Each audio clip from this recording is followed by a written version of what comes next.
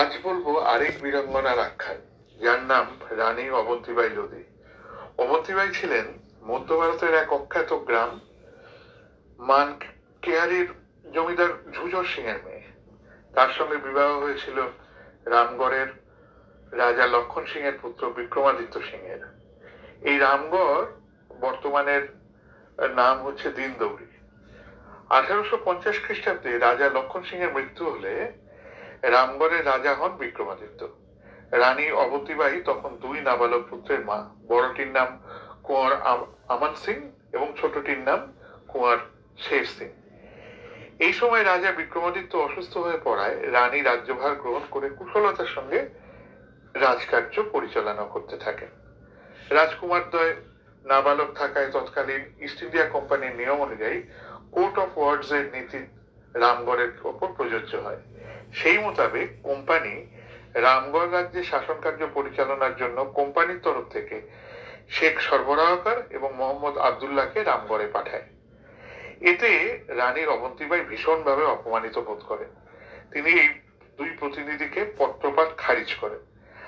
আর ঠিক এই সময় অসুস্থ রাজা বিক্রমাদিত্য পরলোক গমন করেন। তার ফলে ইস্ট ইন্ডিয়া কোম্পানির কাছে আবার রামগড়ের বিষয়ে হস্তক্ষেপ করার সুবর্ণ সুযোগ এসে উপস্থিত হয়। রানী অবন্তিবাই কিন্তু এবার ইংরেজ বিরোধিতার পথে প্রত্যক্ষভাবে নেমে পড়েন।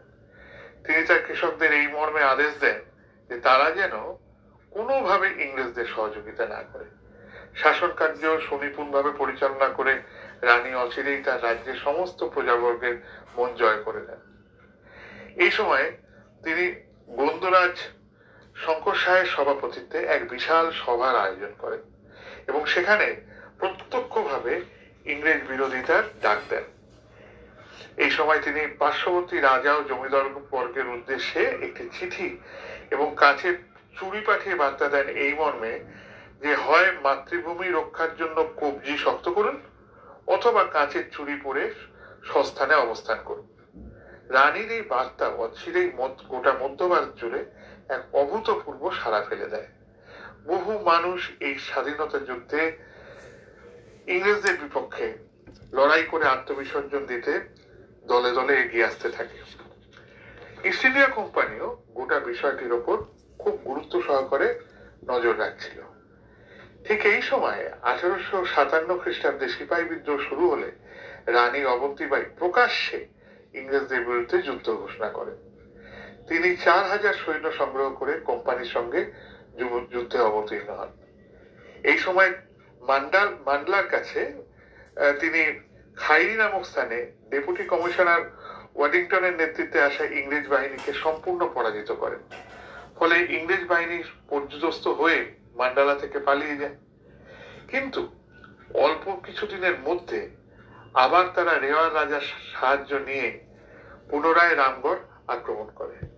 এই সময় রানী বাধ্য হয়ে রামগড় পরিত্যাগ করে দেবহরিগড়ের পাহাড়ে আশ্রয় গ্রহণ করেন এবং সেখান থেকে ইংরেজদের সঙ্গে গেরিলা যুদ্ধ চালাতে লাগেন।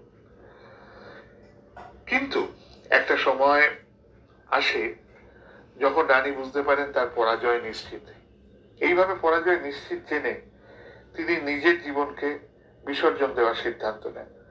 সেই মতো 1858 সালের 20 মার্চ তিনি রামগড় ও বালাপুরের মধ্যবর্তী সুখিতালাও নামক একটা স্থানে নিজের তরবারির আঘাতে নিজের জীবন লীলা সাঙ্গ করেন। এরপর সমগ্র রামগড় ইংরেজদের অধীনে চলে যায়। আজও রামগড় প্রাসাদের ধ্বংসস্তূপের মধ্যে অতি অজান্তে রানী অবন্তিবাই লোধির সমাধিস্থল পড়ে আছে। মহাবিদ্রোহের নায়িকা হিসেবে ঝাঁসির রানী লক্ষ্মীবাই আমাদের কাছে যতটা পরিচিত ঠিক ততটা বা তার থেকে বেশি অপরিচিত রামগড়ের রানী অবন্তিবাই লোধি। অথচ এই দুইজন ঐতিহাসিক চরিত্র একই সময়ে এই ভারতবর্ষে তাদের অতুল্য শৌর্যবীর্যের কীর্তি রেখে গেছেন।